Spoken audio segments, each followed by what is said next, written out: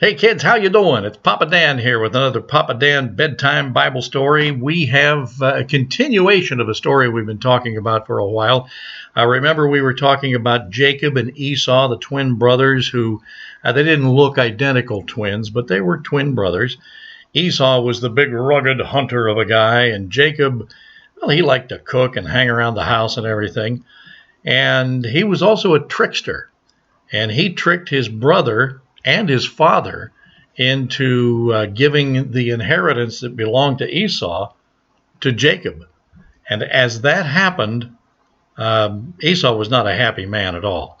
In fact, one of the last things that Jacob heard his brother say was, "I'm going to kill my brother," which is not a good thing ever to even think about, right? So Jacob and Esau's mother said to Jacob, "Go away. I want you to go back to where I came from. Go live with my relatives. They'll take care of you." So Jacob took off and went to the land of his relatives. And it was there that he went to work for his uncle Laban. Laban said, "What should I pay you?" And he said, "What I would like to have is the blessing to marry your daughter Rachel." And so Laban said, "Okay, tell you what, you work for me for 7 years, and I will let you have my daughter's hand in marriage." So boy, oh boy, was Jacob was excited because, Rachel was this beautiful girl, and he was so in love. La, la, la, la, la. And they wanted to get married. So they had a rather long engagement there, didn't they? All the while, Jacob was working hard for his uncle Laban. And as he did that work, he looked forward to that day so excitedly. And when he finished that 7 years, that last day of work, it was time for the wedding. It finally arrived. And on the night of the wedding, Laban brought his daughter Leah to be Jacob's wife. He thought he was going to marry Rachel, but her older sister Leah actually became Jacob's wife. So the trickster, Jacob, got tricked by his uncle Laban. Maybe there's something to do with the family lineage there. And so Leah wound up being Jacob's first wife instead of Rachel. Now, back in those days, when you had two sisters, the older sister was supposed to be married first. That was just the way it happened. And so Jacob said, "Well, I still want to marry Rachel." I'm sure he might have whined about it a little bit. I don't know. So Laban said, "Tell you what I'm going to do. You work for me for another 7 years, and I'll let you have Rachel's hand in marriage too." And way back in those days, in the olden days, men could marry 2 or 3 women. And so having Leah as a wife and her sister Rachel as a wife was nothing out of the ordinary, way back there in the Old Testament times.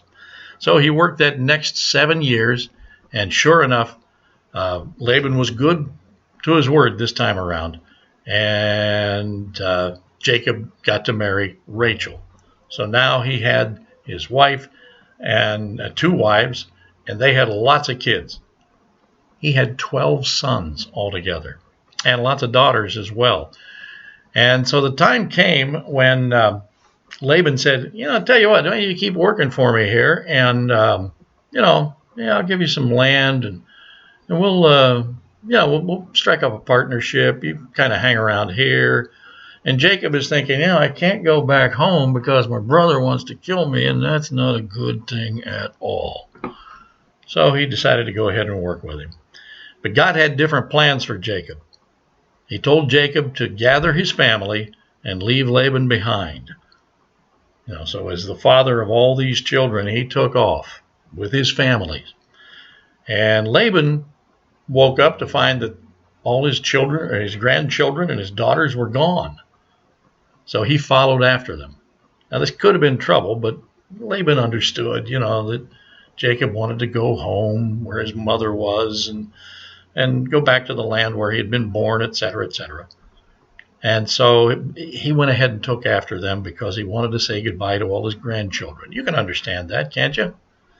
Even though Jacob and Laban had their differences, After Laban got to say goodbye to his daughters and grandchildren, they parted as good friends and family. It worked out well that way, didn't it?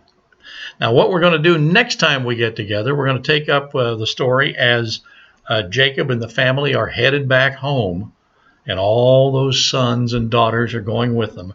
And we'll see where it goes from here, because there are some fun stories coming up about dreams and interpretation of dreams. And coming up also in future episodes is a coat of many colors, or as the Broadway play calls it, the amazing Technicolor Dream Coat. I'll explain that next time we get together on Papa Dan's Bedtime Bible Stories. You get ready for bed now, turn in, have a great night, and remember, God loves you, and so does Papa Dan. God bless. Good night.